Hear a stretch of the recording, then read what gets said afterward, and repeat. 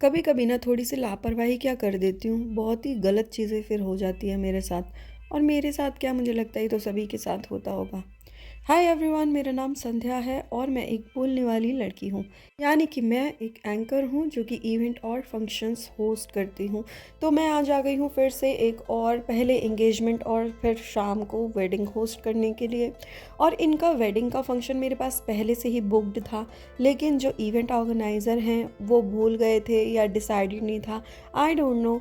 Engagement के time के लिए भी उन्होंने मुझे बुक किया, और बुक कब किया, जब मैं सो रही थी। सुबह सुबह जल्दी उन्होंने फ़ोन करके मुझे बोला आप अभी आ जाओ प्लीज़।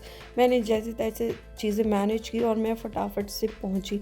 फिर मैंने जाके एंगेजमेंट होस्ट किया, उसके बाद मैंने रात को वेडिंग भी होस्ट किया। तो लापरवाही की जो टिप्पणी मैंने दी थी वो कुछ इस प्रकार थी, और यहाँ पर मैं पहुँच चुकी थी। और यहाँ पर देखो, हमारे ब्राइड ग्रूम की एंट्री भी हो गई थी, और हमारे आज के कपल सच में इतने अडोरेबल थे कि मैं आपको बता नहीं सकती। और लापरवाही जो मैंने आपको बताया वो कुछ इस तरह से हुई है, क्योंकि जो मैंने ड्रेस रात के लिए प्रिपेयर की थी, एक्चुअली वो मैंने प्रिपेयर तो की ही नहीं। जस्ट मैंने वो परचेज़ जब की थी तो वही मेज़रमेंट दिया था, और मेज़रमेंट देने के बाद जब मैं घर आई लेकर, तो थोड़ी गर्मी यानी कि समर्स चल रहे थे, तो मेरी हिम्मत ही नहीं हुई ट्राई करने की। और जब मैंने एकदम से ये ड्रेस पहना तो इसका जो गला है यानी कि नेक है वो बहुत बड़ा हो गया, शोल्डर गिर रहे थे, और मैं ऐसे ही विदाउट ट्राई किए हुए इसको अपने वेन्यू पर ले गई।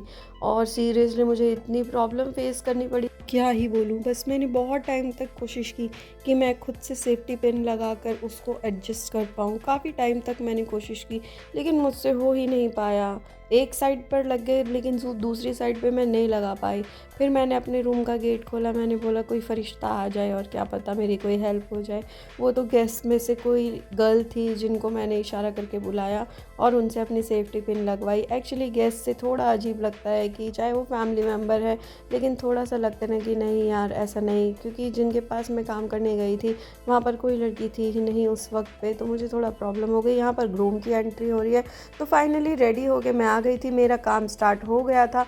अब जो भी जैसे हुआ वो बस हो ही गया। वक्त की एक बहुत अच्छी चीज़ होती है, आपने भी सुनी होगी कि वो जैसा भी होता है बस गुजर ही जाता है। तो यहाँ पर हम कर रहे हैं अपना काम पूरी शिद्दत के साथ, पूरी मेहनत के साथ, पूरी डेडिकेशन के साथ। यहाँ पे हो रही है हमारी ब्यूटीफुल ब्राइड की एंट्री, और ये फंक्शन ना इतना अच्छा रहा, इतना अच्छा, हम लोगों ने बहुत इंजॉय किया। तो ब्राइड और ग्रूम की एंट्री यहाँ पर हो गई थी। फिर हमने करवाई जयमाला अपने स्पेशल तरीके से। और अभी तक आपने मेरे चैनल को सब्सक्राइब नहीं किया है तो कर लीजिए, फेसबुक पेज को भी फॉलो कर लीजिए एंड इंस्टाग्राम अकाउंट को भी फॉलो कर लीजिए।